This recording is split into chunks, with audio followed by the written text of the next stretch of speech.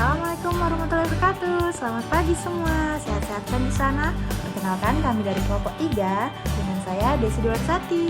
Saya Maulida Fitria. Saya Lilina Pratiwi. Saya Ariciani. Kami adalah mahasiswa Magister Sains Akuntansi, mata kuliah Seminar Sistem Pengendalian. Kami akan mengaitkan 4 artikel ini dengan materi pertanggungjawaban.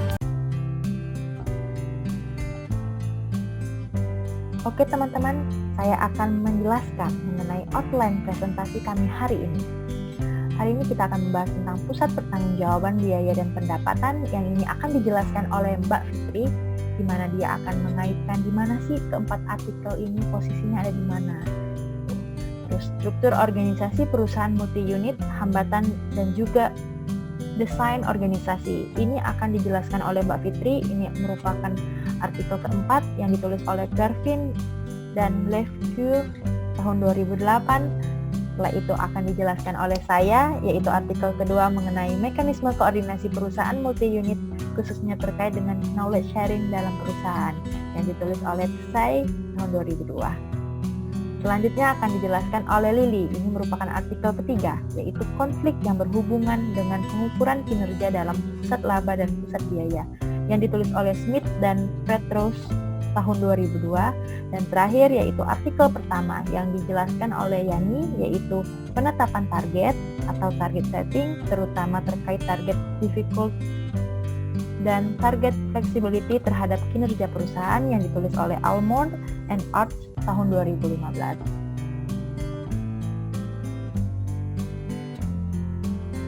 Perusahaan pada dasarnya merupakan sekumpulan dari pusat-pusat tanggung jawab yang masing-masing diwakili oleh sebuah kotak dalam bagan organisasi. Setiap kotak-kotak tersebut dipimpin oleh seorang manajer yang bertanggung jawab terhadap aktivitas yang dilakukannya. Selanjutnya, pusat-pusat tanggung jawab tersebut membentuk satu hierarki yang setiap tingkatannya merupakan representasi dari tanggung jawab dan juga tugas yang berbeda untuk setiap individu yang berada dalam organisasi.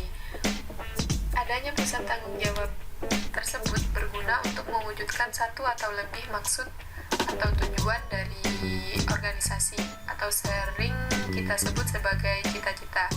Jadi setiap pusat pertanggungjawaban akan memiliki tujuan yang akan dicapai. Seperti yang kita pahami bersama bahwa perusahaan memiliki cita-cita dan juga tujuan yang hendak dicapai. Dan untuk mencapai cita-cita tersebut, manajemen senior akan menentukan beberapa strategi. Nah, berbagai pusat tanggung jawab dalam organisasi inilah yang kemudian berfungsi untuk mengimplementasikan strategi. Sehingga dapat kita katakan bahwa ketika setiap pusat tanggung jawab dapat memenuhi tujuannya atau targetnya, maka cita-cita perusahaan juga akan tercapai. Inilah ruang lingkup pembahasan kami, bagaimana kemudian pusat tanggung jawab menjadi bagian dari proses pengendalian manajemen perusahaan. Tidak lain dan tidak bukan adalah untuk memastikan bahwa seluruh individu dalam organisasi bergerak ke arah yang sama, yaitu mencapai cita-cita atau tujuan organisasi. 4 artikel yang akan kami bahas selanjutnya berkaitan dengan topik pusat pertanggungjawaban ini. 2 artikel pertama yaitu dari David dan Lefkoe 2008. Dia menjelaskan terkait dengan karakteristik perusahaan multi-unit, sementara Tsai 2002 lebih menekankan terkait dengan mekanisme koordinasi dan aliran informasi yang efektif dalam perusahaan multi-unit. 2 artikel terakhir lebih spesifik terkait dengan kinerja organisasi atau perusahaan. Jadi artikel ketiga terkait dengan bagaimana kemudian kriteria pengukuran kinerja pusat pertanggungjawaban mempengaruhi kinerja organisasi. Sementara untuk artikel keempat terkait dengan target setting, jadi kesulitan target dan juga fleksibilitas target yang dapat mempengaruhi kinerja perusahaan. Itulah outline presentasi yang kami bahas di kesempatan kali ini. Selanjutnya, mari kita simak pemaparan dari 4 artikel berikut.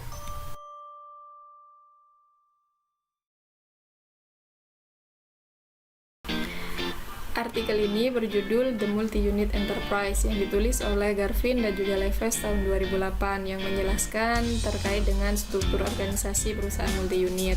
Nah, untuk latar belakang dari artikel ini adalah bahwa perusahaan multi-unit ini mulai berkembang pesat di dunia ya, jadi dengan beraneka ragam jenis industri.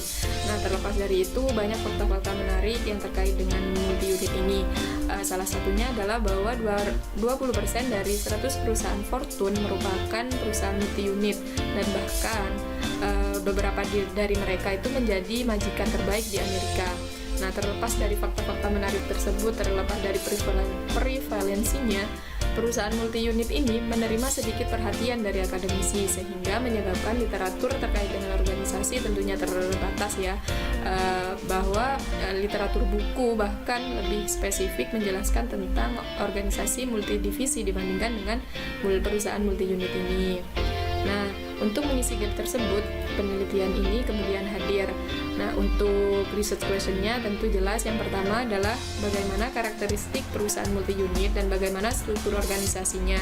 Kemudian tantangan khusus apa yang timbul, dan yang terakhir adalah dapatkan perusahaan multidivisi belajar sesuatu dari perusahaan multi-unit ini. Untuk menjawab research question tersebut, penelitian ini menggunakan metodologi penelitian kualitatif, di mana dengan menggunakan pendekatan dua arah, yaitu dengan yang pertama dia melakukan tinjauan literatur, dan yang kedua adalah melakukan studi atau survei pada stateless perusahaan kantor survei terbesar di dunia. Ini terdiri dari 13 perusahaan multi-unit. Nah, di mana untuk memperoleh datanya dia mengobservasi dan juga mewawancarai manajer pada semua tingkatan pada organisasi. Untuk rincian dari 13 perusahaan tadi ada 8 retailer, restoran, dan juga bank. Nah, untuk karakteristik dari sampelnya harus memiliki penjualan lebih dari 1 miliar, kemudian cabangnya 500 atau lebih. Nah, untuk khusus bank dia bisa 300 atau lebih cabang. Nah, untuk hasilnya, temuan penting penelitian ini untuk menjawab RQ1, bahwa dalam organisasi multi-unit ini terdapat 4 tingkat manajer lapangan. Nah, yang pertama adalah manajer toko, cabang, atau restoran ya. Nah, ini bertanggung jawab atas operasi sehari-hari pelaksanaan inisiatif baru. Nah, manajer di atasnya itu manajer distrik, di mana dia berfokus untuk memastikan eksekusi itu konsisten, toko-toko yang di bawahnya itu konsisten. Nah, yang ketiga adalah wakil presiden, berfokus pada pasar, persaingan, dan juga peluang pertumbuhan. Nah, dia juga berfungsi sebagai perantara antara vice president dengan manajer implementasi. Yang terakhir adalah presiden divisi dan wakil presiden senior. Mereka berfokus pada inisiatif baru. Nah, tugas dari presiden divisi dan wakil presiden senior juga wakil presiden regional ini merupakan tugas untuk menyusun strategi, sementara manajer distrik dan juga manajer toko adalah implementasi strategi. Kemudian selain itu mereka juga memiliki tantangan perusahaan, melihat bahwa mereka terdiri dari banyak cabang. Mereka tentu banyak mengalami tantangan. Yang pertama adalah sulit untuk menjaga konsistensi. Jadi akan banyak usaha untuk menyelaraskan prioritas dan juga rencana mana yang harus diutamakan.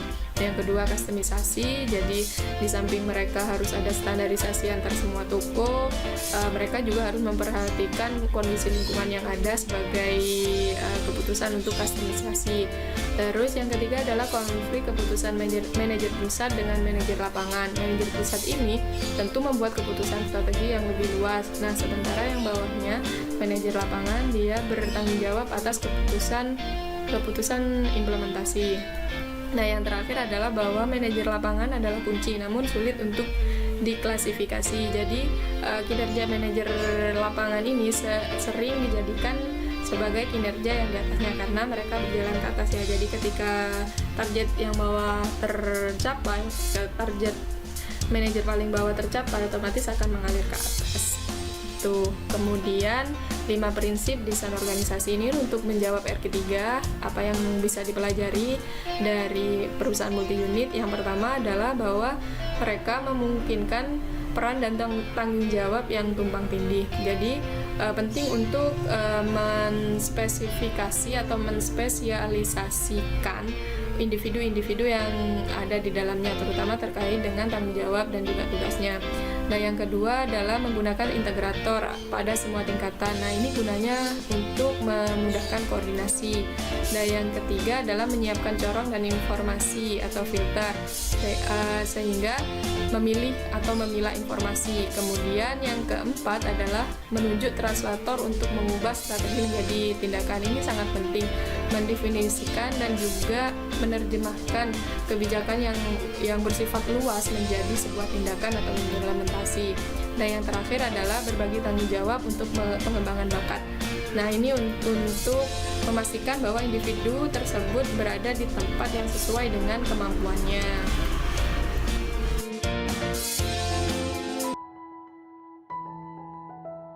Seperti yang telah dijelaskan oleh Mbak Fitri sebelumnya mengenai multi-unit organisasi, di sini saya akan lebih menjelaskan tentang persepsi dan perilaku manusia yang ada di dalam multi-unit organisasi. Dan artikel ini berjudul Structure of Competition Within a Multi-Unit Organization, Coordination, Competition, and Intra-Organizational Knowledge Sharing. Di dalam sebuah organisasi multi-unit, mereka memiliki tantangan besar, yaitu mengolah aliran pengetahuan internal, di mana setiap unit nantinya akan saling belajar dan saling berbagi pengetahuan.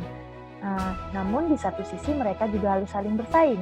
Kenapa bersaing? Karena mereka akan harus mencari laba sebanyak-banyaknya. Dengan laba tersebut mereka akan mendapatkan reward. Sehingga pola kompetitif ini menjadi sulit untuk dikoordinasikan pada setiap unit.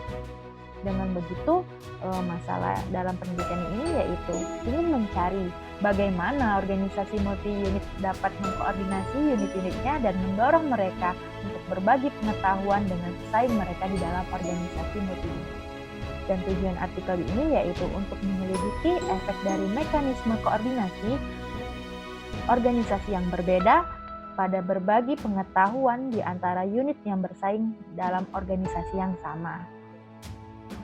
Dalam penelitian ini tidak dikatakan atau tidak dijelaskan teori secara spesifik, namun mereka sedikit menyentuh konsep kompetitif. Nah, konsep kompetitif ini mengacu pada dua perilaku, yaitu komparatif dan kompetitif. Komparatif itu yaitu mereka berbagi pengetahuan untuk kepentingan bersama. Nah, kalau kompetitif itu mereka berbagi pengetahuan untuk kepentingan sendiri, untuk keunggulannya sendiri, dan akhirnya dapat memaksimalkan unitnya sendiri. Di dalam artikel ini metodenya yaitu penelitian kuantitatif, data yang diambil yaitu data primer berupa survei kuesioner, dan sampelnya itu perusahaan multi-unit besar yang terdiri dari 24 unit bisnis. Namun di sini tidak dijelaskan perusahaan ini bernama perusahaan apa, jadi saya tidak tahu. Dan mereka mengambil survei ini pada tahun 1996 dan pada tahun 1998 dengan teknik analisis yaitu QAP. Hasil yang pertama adalah sentralisasi menunjukkan dampak negatif yang signifikan pada berbagi pengetahuan antar unit bisnis.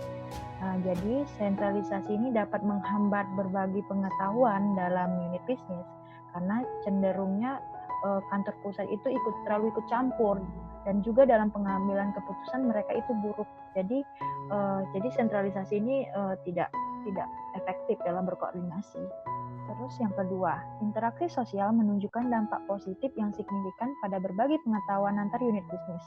Nah, interaksi sosial ini dapat mempromosikan kepercayaan satu sama lain, jadi mengurangi ketidakpastian, sehingga interaksi sosial ini baik dalam berkoordinasi. Terus yang ketiga, sentralisasi ataupun interaksi sosial tidak menunjukkan dampak secara signifikan terhadap berbagi pengetahuan antar unit bisnis dalam menghadapi persaingan sumber daya internal. Nah, di hipotesis ketiga ini ditolak karena dalam perusahaan yang beragam unit bisnis mungkin tidak menemukan pengetahuan tentang persaingan sumber daya internal yang relevan. Meskipun di antara mereka itu mendapatkan sumber yang sama, tapi mereka itu kan menggunakan aplikasi yang berbeda dan beroperasi dengan pengetahuan yang berbeda. Terus yang keempat, sentralisasi menunjukkan dampak negatif yang signifikan terhadap berbagi pengetahuan antar unit bisnis dalam menghadapi persaingan pasar eksternal, di mana sentralisasi ini membuat setiap unit bisnis kurang bersedia untuk berbagi pengetahuan dengan unit saingannya.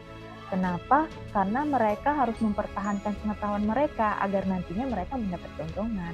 Terus, interaksi sosial memajukan dampak positif yang signifikan terhadap berbagi pengetahuan antar unit bisnis dalam menghadapi persaingan pasar eksternal. Jadi, interaksi sosial ini memungkinkan unit bisnis itu saling bersaing di pasar eksternal, namun mereka juga harus berkomunikasi di antar unit bisnis lainnya agar mereka itu dapat memprediksi nih perilaku unit bisnis saingannya itu akan melakukan apa gitu.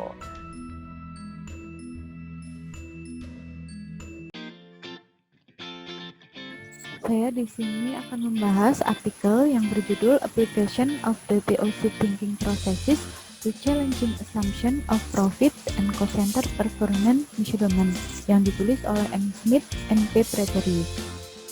Research problem dalam penelitian ini adalah beberapa masalah yang terkait dengan pusat biaya dan pusat laba. Yang pertama, tampaknya selalu ada konflik sekitar harga dan kontrak di pusat biaya dan pusat laba. Jadi, pusat biaya ini ingin memaksimalkan biaya pemulihan dengan cara memaksimalkan jumlah jam dan tarif per jam. Sedangkan pusat laba ingin memaksimalkan laba dengan cara memaksimalkan jumlah jam dan memilih tarif yang paling murah. Masalah yang kedua, yakni keputusan outsourcing yang dibuat secara terpisah kadang tidak optimal. Jadi keputusan outsourcing yang dibuat oleh pusat laba itu merupakan sebagai alternatif untuk menghasilkan margin yang wajar dari pusat biaya. Nah, masalah yang ketiga adalah pengukuran pemulihan biaya penuh untuk hasil laba yang tidak optimal bagi organisasi. Jadi setelah anggaran dibuat, itu terdapat masalah karena semua variabel itu dianggap karena semua biaya dianggap variabel karena didistribusikan per jam. Teori dalam penelitian ini menggunakan proses berpikir Theory of Constraint atau TOC oleh Detmeter tahun 98 dan Seinkov tahun 99. Jadi, proses berpikir ini digunakan untuk menggambarkan konsekuensi dari fakta atau asumsi tertentu dalam mengelola organisasi melalui logika sebab akibat.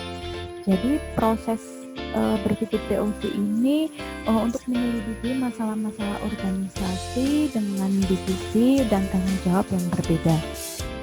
Metodologi dalam penelitian ini pendekatannya adalah menentukan hasil dari serangkaian pengukuran kinerja melalui penerapan proses berpikir TOC. Contoh dalam kasus ini adalah dengan menggunakan organisasi proyek, di mana dasar untuk mengalokasikan biaya ke pusat laba itu menggunakan jam. Diskusi dalam penelitian ini, kasus pohon pada gambar 1 asumsinya adalah harus berada dalam kendali unit. Maksudnya, asumsi ini adalah bagian dari konflik yang mendasari di organisasi yang menggunakan pembagian kerja. Konflik tersebut dapat disajikan di dalam gambar 3 dan terbukti bahwa menggunakan akuntansi manajerial itu menghasilkan keputusan yang salah. Jadi, asumsi yang kedua, pilihan pengukuran juga harus dibuat hati-hati. Pilihan pengukuran itu harus ditinjau kembali apakah ada peningkatan dalam pengukuran lokal yang menghasilkan peningkatan dalam pengukuran global organisasi. Asumsi dalam pohon gambar 2 bahwa agar organisasi mendapatkan keuntungan, ia harus menjual dengan biaya ditambah margin. Jadi asumsi ini salah karena untuk memaksimalkan organisasi tidak harus mencapai titik impasse, tetapi menggunakan biaya paling minimum. Selain itu, menyoroti masalah pengambilan keputusan lokal. Jadi keputusan yang diambil oleh pusat laba dalam keputusan outsourcing itu salah karena membayar biaya variabel eksternal itu jauh lebih mahal daripada membayar variabel biaya internal. Masalah ketiga, yakni setelah anggaran dibuat, semua biaya dianggap variabel karena didistribusikan sebagai tarif per jam. Jadi, jika terdapat proporsi biaya tetap yang tinggi, satu jam yang dikerjakan lebih atau kurang pada suatu proyek tidak berdampak signifikan pada total biaya. Nah, dan peningkatan yang dihasilkan dalam biaya variabel itu akan berdampak negatif pada keuntungan total. Jadi, akan menyebabkan proyek ini tertunda. Dengan demikian telah disampaikan, dampaknya adalah akan mengurangi keuntungan bagi organisasi. Terima kasih.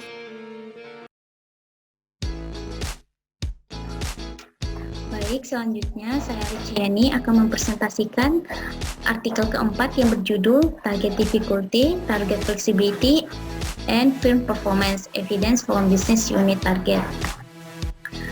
Seperti yang kita ketahui bahwa target merupakan elemen penting dalam kontrol manajemen yang digunakan sebagai alat pengambilan keputusan dalam perencanaan, koordinasi, dan alokasi sumber daya. Sedangkan untuk yang elemen penetapan target itu adalah tingkat kesulitan target. Terlepas dari pentingnya penetapan target, penelitian sebelumnya menunjukkan konsekuensi kinerja dari kesulitan target. Sedangkan penelitian eksperimen menunjukkan bahwa target yang lebih sulit akan meningkatkan kinerja. Untuk menjelaskan ambiguitas tersebut, maka penelitian ini bertujuan untuk memperkenalkan dan menganalisis fleksibilitas target perusahaan sehubungan dengan menyesuaikan target intratahun. Kemudian teori yang digunakan dalam penelitian ini adalah teori perilaku, khususnya bahwa secara khusus bahwa target itu akan memotivasi individu karena komitmen mereka untuk mencapai tujuannya, sedangkan fleksibilitas cenderung mengganggu efek insentif karena kemungkinannya mempengaruhi kinerja. Kemudian metode yang digunakan dalam penelitian ini adalah penelitian kuantitatif. Data yang digunakan ada data dari kuesioner dan data arsip. Nah, data arsip ini digunakan untuk mengukur konstruksi fleksibilitas untuk kemungkinan adanya persepsi bias. Kemudian populasi dari penelitian ini ada 500 perusahaan terbesar di Jerman, diukur berdasarkan penjualan tahunan, sedangkan sampelnya ada 97 perusahaan di sektor jasa dan manufaktur. Teknik analisis yang digunakan adalah analisis regresi berbasis OLS multivariasi. Hasil penelitian menunjukkan bahwa dari kombinasi data arsip dan data survei itu bukti lemah untuk hubungan langsung antara kesulitan target dengan dengan kinerja perusahaan kecuali memperhitungkan fleksibilitas target. Sedangkan setelah memasukkan konstruksi fleksibilitas sebagai variabel mediasi, maka menunjukkan bukti untuk hubungan positif antara kesulitan target dengan kinerja perusahaan menjadi lebih kuat dan lebih meyakinkan. Kemudian peningkatan fleksibilitas targetnya memiliki efek negatif pada kinerja perusahaan.